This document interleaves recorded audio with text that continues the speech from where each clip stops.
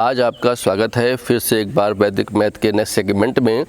और मैं इस टॉपिक को इसलिए भी उठा रहा हूँ कि ये टॉपिक हमारे जो बीएससी प्रीवियस के स्टूडेंट हैं उनके लिए भी फ़ायदेमंद है, जो इंटर के हैं उनके लिए भी फ़ायदेमंद है।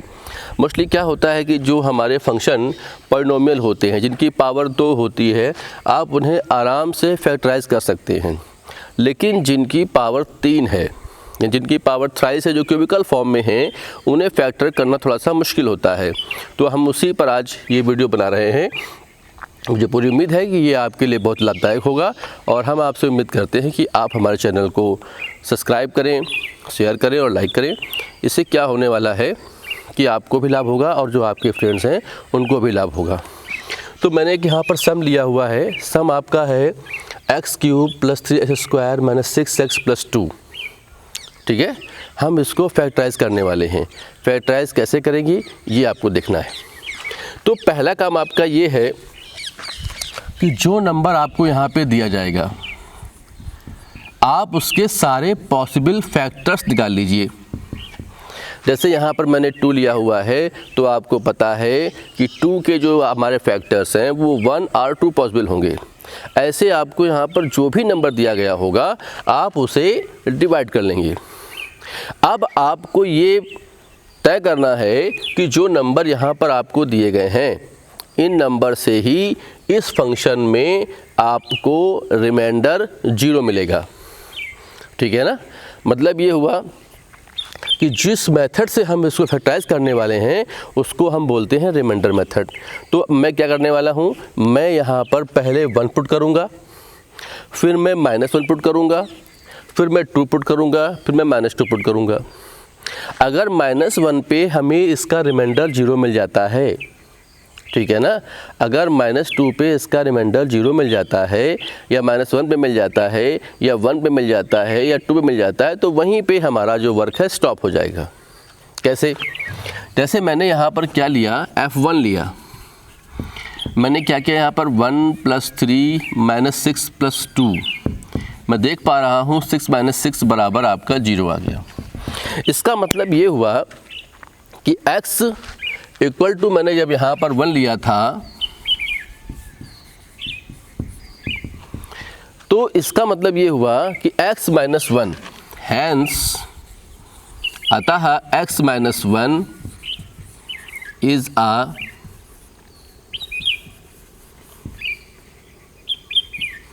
Factor for fx। ऐसे आपको जब भी सवाल दिया गया होगा तो आप लास्ट वाले नंबर को डिवाइड कर देंगे और डिवाइड करने के बाद बारी बारी से प्लस माइनस में उसकी वैल्यू लेंगे। अगर मान लीजिए हमारा 1 पे नहीं आया होता तो हम -1 पे लेते, अगर हमारा 2 पे नहीं आया होता तो -2 लेते।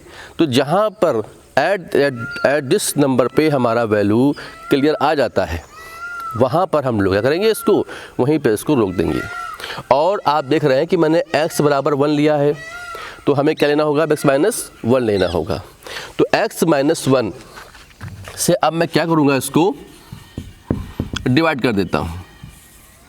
जो भी फंक्शन आपको मिलेगा आप यहाँ पर ध्यान देंगे हमेशा कि अगर यहाँ पर आपने 1 लिया है तो फैक्टर आपका -1 होगा, और अगर ये -1 पे 0 आया होता तो आपका ये +1 होता। ये बात आपको विशेष ध्यान रखनी है। तो मैंने क्या किया, इसको इधर ऐसे रख दिया मैंने। अब आप देख रहे हैं ये आपने सीखा हुआ है 7th 8th में। मैं फिर भी अगर एक बार मैं आपको इसको सिखा रहा हूँ कि आपने यहाँ पे x² लिया। कभी कभी क्या होता है, कुछ बच्चे कंफ्यूज होते हैं कि ये x² में कैसे ले रहा हूँ। तो इसकी भी मेरे पास एक सिंपल सी ट्रिक है कि आप क्या करिए कि आप x³ यहाँ पर ले लीजिए। जो नंबर आपने ये लिया हुआ है इसको आप यहाँ पे रफली लिख लीजिए, और लिखने के बाद जो नंबर आपका ये है इसको यहाँ डिवाइड कर दीजिए। तो आपने पढ़ रखा एक्सपोनेंट से कि x³ - 1 करेंगे तो आपको x² आ जाएगा। ये बहुत सिंपल तरीके से आपको मालूम हो जाएगा कि हमें यहाँ पर क्या लेना है। ध्यान रहे, ये पूरा का पूरा नंबर आपको पहले ऊपर लेना है और फिर आपको इसको डिवाइड करना है, तो आपको वैल्यू मालूम हो जाएगी। तो इस तरह से मैंने यहाँ x² पा लिया। अब जब मैं इसमें मल्टीपल करूँगा तो जब मल्टीपल में क्या है, यहाँ पावर 1 है, यहाँ पावर 2 है, जब दोनों का मल्टीपल होगा तो आपको पता है मल्टीपल में पावर ऐड होती हैं और ये आपका आएगा माइनस का एक्स स्क्वायर।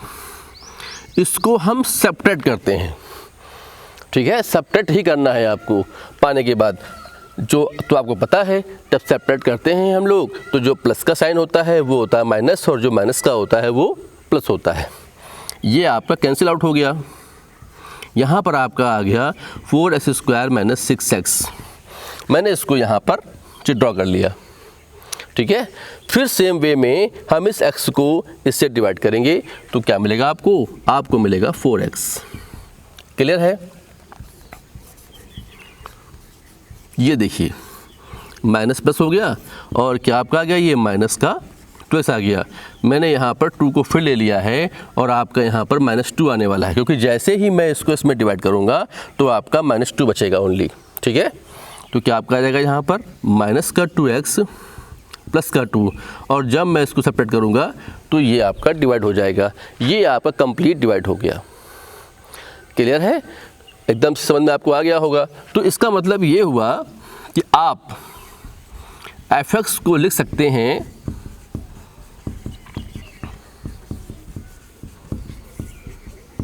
ये आपका क्या है और ये आपका कोटेंट आया हुआ है, तो ये यानी आपका हो गया x minus 1 x square plus 4x minus 2।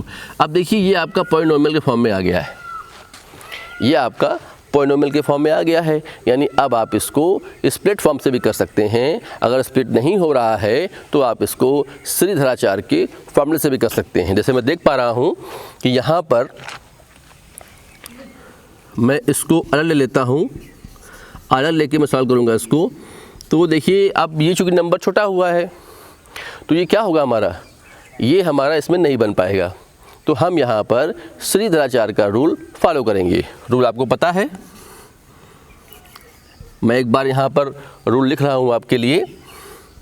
Minus b plus minus root में b square minus 4ac upon 2a, ठीक है।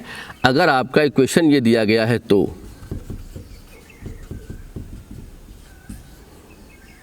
ठीक है, तो अब आप इस वैल्यू को यहाँ पर पुट करके इसको फैक्टराइज कर लेंगे, ठीक है। तो आप समझ में आपको आ गया होगा बिल्कुल तरीके से किस तरह से आप क्यूबिकल फॉर्म को सिंपली फैक्टर्स के रूप में डिवाइड कर पाएंगे, ठीक है। तो ये आपको टॉपिक समझ में आ गया होगा। मैं अब आपको इसके बाद इसके नेक्स्ट वीडियो में जो शॉर्ट ट्रिक है, यानी आप कुछ ही मिनट्स यानी कुछ ही सेकेंड्स में आप उसको फैक्टराइज कैसे करेंगे मैं आपको बताऊँगा। Thank you.